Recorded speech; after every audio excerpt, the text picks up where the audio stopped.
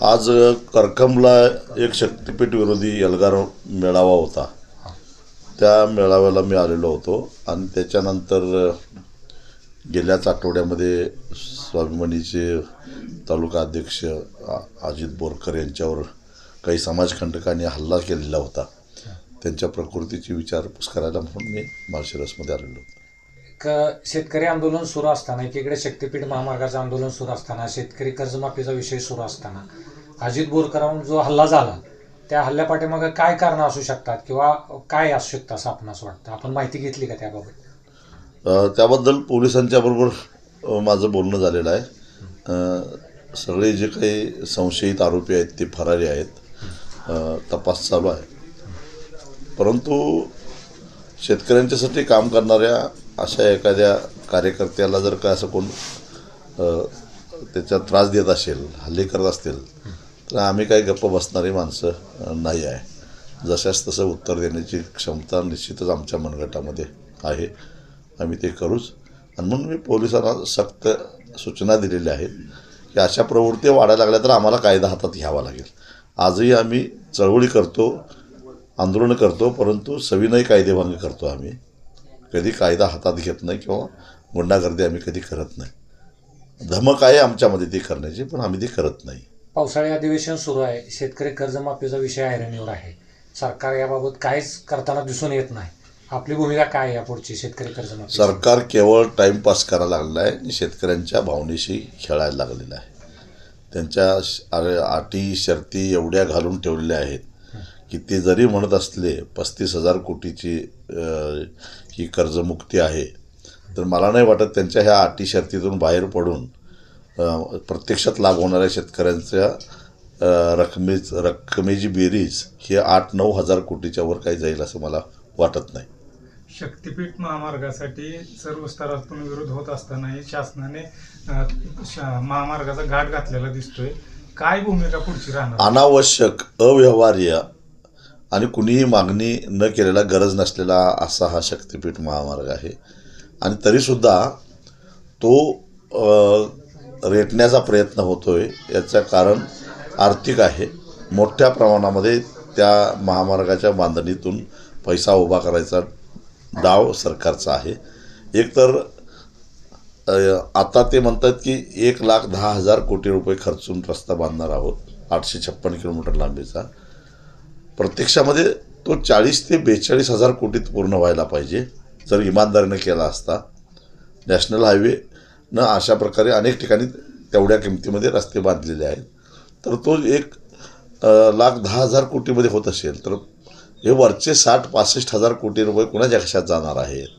बरं, एवढे करून महाराष्ट्राच्या जनतेला 1,00,000 कोटी रुपयाच्या कर्जाच्या खाईत लुटून ती परतफेड कोण करणार आहे? यातला 1 रुपयासुद्धा सरकार करणार नाही.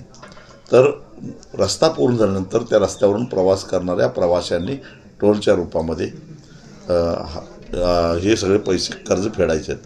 एक साधारण उदाहरण घेतो की नागपूरवरनं वेगवान 8 तासामध्ये त्यांना गोव्याला जायचं आहे. मग विमानानं जाणार, कशाला रस्त्याच्या नादाला लागतात? कारण रस्त्यानं जायचं 8 तासामध्ये नागपूरवरनं, तर अगदी बऱ्यापैकी त्यातल्या त्यात चांगली गाडी म्हणजे 120 स्पीडनं गाडी जायची असेल तर ती इनोवासारखीच गाडी असली पाहिजे. त्याचं एका लिटरला मिळणारं मायलेज बघितलं तर जवळपास 13,000 रुपयेचं डिझेल लागेल आणि 3,500 रुपयाचा टोल द्यावा लागेल. म्हणजे 16,500 रुपये खर्च होणार गोव्याला जायला. आणि ते विमानानं गेलं तर 3,500 जातं आहे आणि ते 2 तासात जातं आहे. मग कुठला मूर्ख माणूस 16,500 रुपये खर्च करून गोव्याला गाडीनं जाईल? तो विमानानं जाईल ना. एवढी साधी अक्कल पाहिजे. म्हणजे वेळ वाचवायच्या नावाखाली सर्वसामान्य प्रवाशांना कसं लुटायचं हा याचा गोरखधंदा आहे. त्यामुळे त्याला आमचा विरोध आहे. एवढा विरोध होतोय, दुसरीकडे कर्जमाफी सरकार करत नाही. सरकार विरोधकांना कुठेतरी महत्त्व देत नाही असं वाटतंय का? सरकार विरोधकांना महत्त्व देत नाही कारण विरोधक क्षीण झालेत असं सरकारला वाटतं. पण इथं मुद्दा विरोधी पक्षाचा नाही आहे, इथं जनतेचा आहे. जनता पेटून उठली तर महागात पडेल. 1984ला असंच एकतर्फी बहुमत मिळालेलं होतं स्वर्गीय राजीव गांधी यांना. विरोधक अतिशय दुबळे झालेले होते. अगदी त्या राजीव गांधींच्या लाटेमध्ये अटल बिहारी वाजपेयींच्या सारखे नेतेसुद्धा पराभूत झालेले होते. पण नंतर 89ला काय झालं, त्याच राजीव गांधींना आपली सत्ता गमवावी लागली. त्यामुळं आम्हाला पाशवी बहुमत आहे, आमच्या विरोधक दुबळे आहेत, अशा भ्रमात कुणी राहू नये. आणि नाहीतर मग देवेंद्र फडणवीस तुमच्या पाठीमागं नावापाठीमागं माझी हा शब्द लागायला वेळ लागणार नाही. याच पाशवी बहुमताच्या जीवावर पत्रकारांना धमकी देण्याचा प्रकार घडतोय, काय वाटतंय त्यावर? आता पत्रकारांनी सुद्धा ठामपणानं लेखणी चालवली. टिळक आगरकरांची परंपरा चालवायची असेल तर अशा धमक्यांना भीक न घालता ठामपणानं जनतेच्या बाजूनं लेखणी चालवली पाहिजे. बदल हा निश्चितच होणार आहे आणि मला खात्री आहे की बदल तर होणारच, पण त्या बदलाचे साक्षीदार आणि कर्ते आम्हीच असू, हाही विश्वास आम्हाला आहे. एक शेवटचा प्रश्न असेल की डिलिमिटेशन सरकार सध्या पाठीमागं तोंडघशी पडलेलं आहे.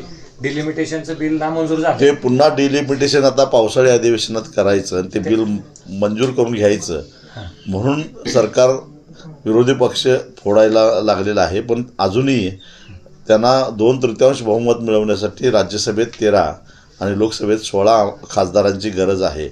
ते आता मिळतील असं वाटत नाही. खासदार फुटीनंतर आमदार फुटीची चर्चा जोरात आहे. काही होऊ शकतं. सध्या या भाजपच्या राज्यामध्ये सगळंच फुटतंय, फक्त ढग फुटत नाही, त्यामुळे दुष्काळ पडला.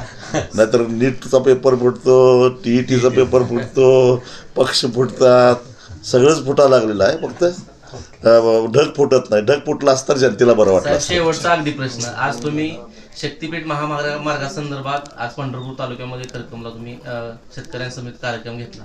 खरं तर पंढरपूर तालुका, माढा तालुका आणि माळशिरस तालुक्यातल्या या शक्तीपीठ संदर्भात आता काय संदेश देणार आहे तुम्ही? खरं